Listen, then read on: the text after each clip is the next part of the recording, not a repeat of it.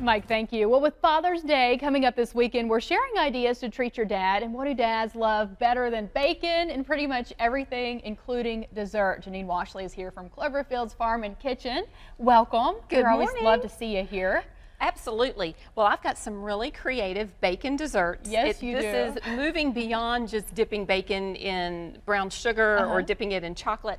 This is actually incorporating it into a fancy dessert for Dad. Cool. So and baking. This is awesome. Absolutely. So we've got bacon and peanut butter cookies, which these would make great ice cream sandwiches because they're so big crispy and chewy, and you put some vanilla ice cream and then put that together.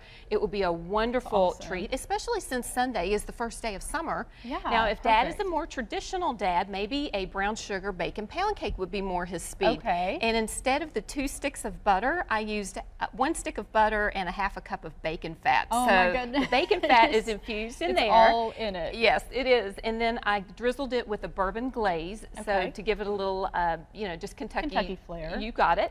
And then what I'm going to show you how to make are these delicious festive turnovers. So it's an apple bacon filling, and these are puff pastry, which that's a little bit fancy, but you can certainly make it with pie crust as I've done here. So we've got pie crust for a homey turnover, or with puff pastry for a little bit more of a celebration feel to it. These look so good. I mean, they don't even look real. They're perfect and they're huge. They look delicious. Oh, I'll tell you, well, they are Karen, real. They're real. They're real.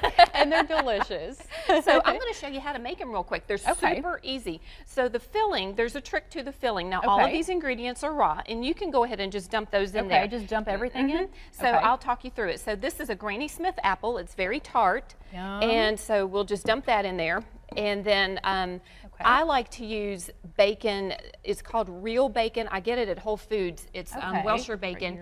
Yes, and it's been treated so that a lot of the bacon fat has been removed, so it's less greasy. But you could certainly mince your own in a food processor and use that.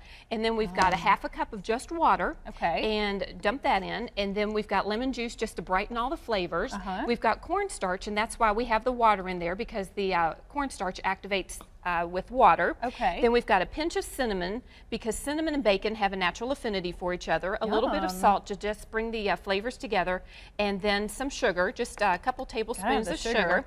And then we stir this up. Now, if you see, this filling is somewhat loose, and of course the apples are going to give off juice as well, and you would have a total fail with your puff pastry if we used it like this. So the best thing to do is to cook it first. It tightens up the cornstarch, and as you can see, it mounds together. Those juices incorporated into the apple. Exactly. And so we've activated our cornstarch, and if you smell it, it just has a cinnamon and apple smell. It's not heavy on the bacon. The bacon just adds. Oh my goodness, yes we do.